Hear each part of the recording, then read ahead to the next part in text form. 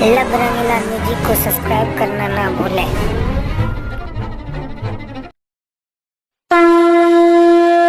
प्रेम से बोले हंस वाहिनी मैया।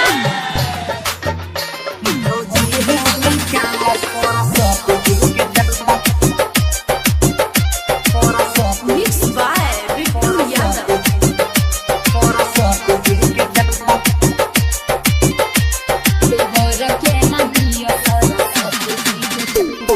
छोरी दा हो खराबा के कम सब धंधा किया हो रसीद कटवा रसीद बोलो ने।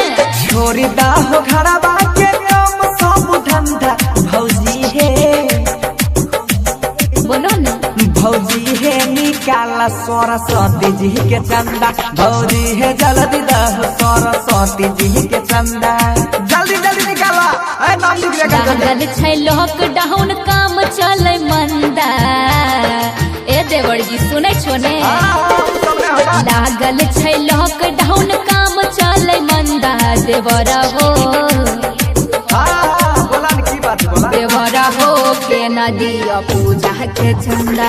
देवर के न दियो सरस्वती जी के चंदा। भौजी है जल्दी दह सरस्वती जी के चंदा कैसे कि ना एने सुने कॉपी लग बोखत रहे छी।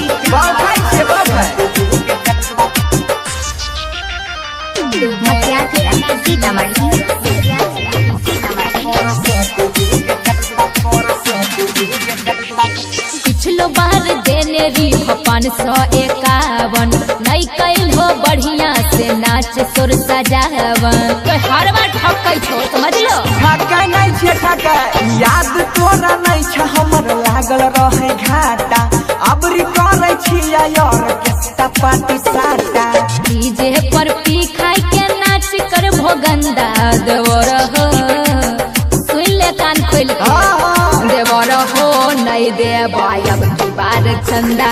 देवर हो नहीं दे बायब की बार चंदा। सोना भौजी हमर दादा हो पूजा के चंदा ए रे छोरा तो अपना माइक जल्दी बोला जल्दी जल्दी कर के बता जल्दी